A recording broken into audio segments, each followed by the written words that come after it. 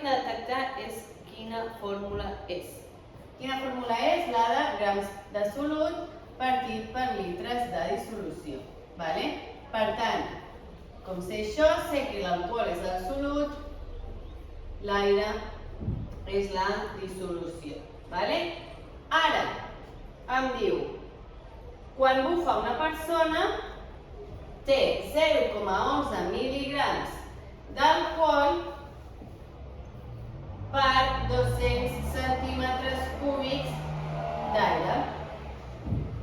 Si això dona més gran, és positiu. Si dona més petit, és negatiu. Per tant, hem de mirar si és més gran o si és més petit. Jo puc comparar litre d'aigua amb 200 centímetres cúbics d'aire? No. He de comparar coses iguals. Llavors he de fer un factor de conversió. Recordem allò del pont dels factors de conversió, centímetre cúbic, jo el passo a decímetre cúbic. Un decímetre cúbic, com hi ha un salt, però cada salt té 3 zeros, I ara sé que un decímetre cúbic és un litre. I aquesta és la igualació que jo em sé.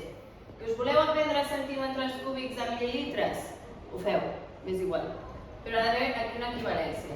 I ara sí, 200 entre 1.000, 0,2 litres. Per tant, jo ara sé que tinc la persona que ha bufat ha donat 0,11 mil·ligrams d'alcohol per cada 0,2 litres. Però encara no ho puc comparar amb el de dalt, perquè el de dalt és amb 1 litre d'aire. Llavors, com faig per saber si en 0,2 litres està en alcohol, en 1 litre quant? Ho podríem fer amb regla de 3? Sí, però a mi no m'agraden les regles de 3. Per tant, com faig? Divideixo una entre l'altra.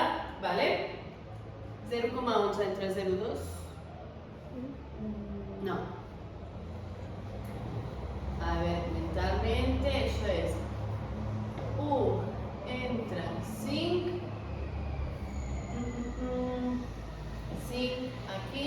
Sí, 0,55, Llavors, mil·ligrams d'alcohol per litre d'aire.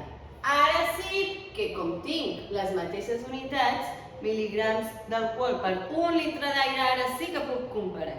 I efectivament dona més gran que el límit, per tant donarà positiu.